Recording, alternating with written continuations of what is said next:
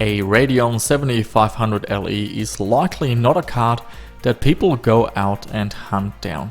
The two letters LE usually set off alarm bells, and you might have learned this the hard way, believing you got the real deal for a low price, just to realize that you simply bought a cut down version of the more expensive model. Does LE officially stand for Light Edition? Well, the PC gaming community likes to call them Lame Edition or Loser Editions because of their limited performance or features.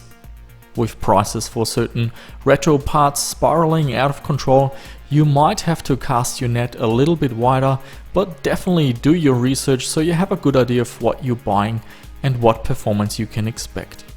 This graphics card is sponsored by Electromine. Use Phil's Computer Lab at checkout for a 20% discount, details below in the description. One highlight of the Sapphire Radeon 7500 LE is that it is a low profile card, so if you're stuck with a small form factor or OEM workstation type computer, then this might be an interesting card for you. It has a single VGA output and has also a video port that usually outputs a S-video and composite signal. The card is passively cooled, so it's silent and easy to look after. This video review of the Sapphire Radeon 7500 LE covers the specifications, the history, where does this card come from, the drivers, popular Radeon tools, there are benchmarks, gameplay showing off games from 1999 to 2004, how far can we overclock the card, and of course, does it run Crysis? In the background we have Insane, a pretty cool racing game that's well worth checking out. ATI and Nvidia love to rebrand their GPUs, so let's take a look and see where the Radeon 7500 LE fits into the picture. If we rewind a little bit, we have the very first Radeon graphics card, the Radeon DDR, or later rebranded as Radeon 7200. The graphics core is the R100 chip, and this R100 chip went through what is called a die shrink. A die shrink is basically building the chip with smaller components, which means a chip using the same number of transistors ends up being smaller, cheaper, and usually clocks higher and consumes less power. While the older R100 chip was produced in the 180nm process, the new core is made with the smaller 150nm process. RV200 is the name ATI gave the smaller chip, and the RV200 is used on the Radeon 7500 as well as on the 7500 LE. It still has 30 million transistors, but clock speeds have improved, so while the Radeon 7200 runs at 166 or 183 MHz, the GPU on this Radeon 7500 LE is clocked at 250 MHz. Now the actual chip on the 7500 LE is identical with the one on the 7500. No features have been removed. Both have 2 pixel shaders, 6 texture mapping units, and 2 render output units. The only difference is clock speed. Well, that sounds pretty good, right? Well, we still need to have a look at the memory. And this is where you will see the biggest difference between the various cards. There doesn't seem to be a set configuration for the 7500 LE. Every manufacturer seems to do things a little bit different. Likely it depended on what memory they had in stock or could get hold of at a good price. I know that other models of the 7500 LE do come with DDR memory but have a narrower 64-bit bus. I also believe there are a few 7500 LE cards available out there that do have the faster DDR memory as well as the full 128-bit memory bus. That would be the ideal configuration, as you're getting a nice boost in memory bandwidth, but the trick is to identify what you're getting by just looking at a few eBay pictures. If you do know any tricks in this matter, please share them down below, as for me it's always a little bit of a lottery. I think it's time to put the graphics card into my test bench and run it through my usual range of benchmarks. First up, we've got 3D Mark. We've got 3D Mark 2000 and 2001. I did 2 benchmark runs and we can see that the Radeon 7500 LE is definitely faster compared to the Radeon DDR. Here we've got some direct 3D benchmarks. Blue is Expendable, orange is Draken, grey is Evolver, and yellow is Unreal 2. We can see that the 7500 LE is the stronger card. It's only in the Expendable benchmark that the Radeon DDR is faster. In OpenGL we can see the same thing. The Radeon 7500 LE is faster in all the benchmarks. Blue is Quake 2, orange is Quake 3, grey is Series Sam, and the yellow is Return to Castle Wolfenstein. And I also had a look at power draw. This is measured at the power supply going into the wall. The Radeon 7500 LE draws less power in idle as well as under load. So the outcome is pretty clear. The Sapphire Radeon 7500 LE is faster than the Radeon DDR and consumes less power. It was only in Expendable that the Radeon DDR managed to take the lead. We can also see that the 7500 LE uses less power compared to the Radeon DDR. The ATI Catalyst driver has all the usual options. We can enable anti-aliasing and set it to 2x or 4x. Anisotropic texture filtering can also be enabled in steps up to 16x. Both of these eye-candy features do improve the graphics nicely, but at a cost of performance. Here we have the game Draken and how it looks with the default driver options, as well as 4x anti-aliasing and 16x anisotropic filtering. The FPS counter gives you a good idea of how much performance these options require.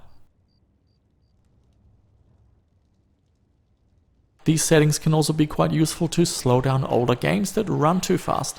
Here, for example, we have the demo version of Star Wars Shadows of the Empire. With the default settings, the game runs simply way too fast, but with 4x AA, 16x AF and VSync enabled, the game seems to run at the correct speed.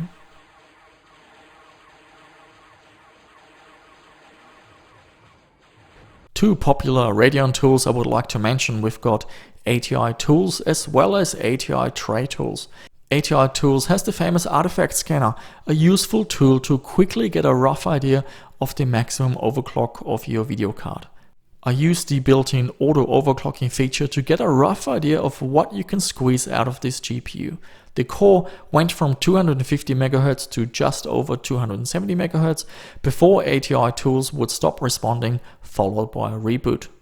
The memory went from 166 MHz to just over 180 MHz before the artifact scanner would report an error.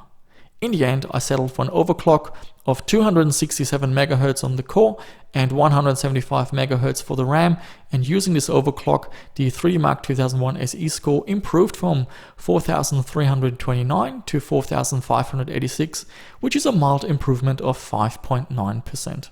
And ATI Tray Tools gives you fast and simple access to all the graphics driver options, including some that are hidden and that cannot be accessed through the Catalyst driver. And now the highlight of this video. We have a range of games from 1999 all the way to the year 2004. There's a FPS counter to get a good idea of what performance is like. So let's fire up some games and see what this card can do.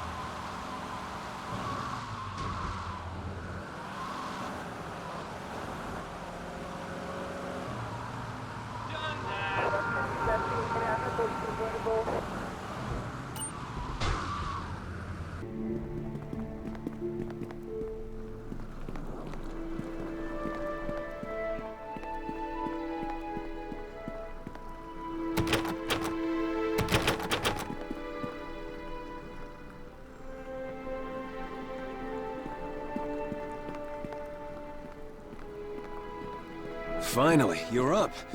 I was afraid you were going to sleep all day. I guess the instructors work you pretty hard here at the academy.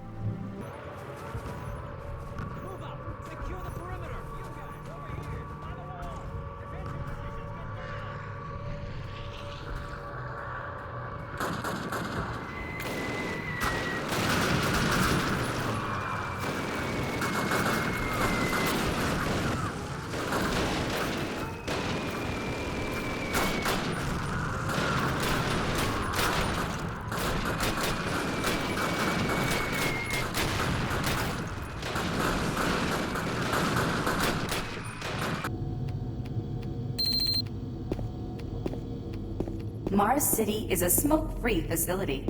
Please smoke only in designated areas. Thank you for your cooperation. I'm here because there seems to be some very serious problems.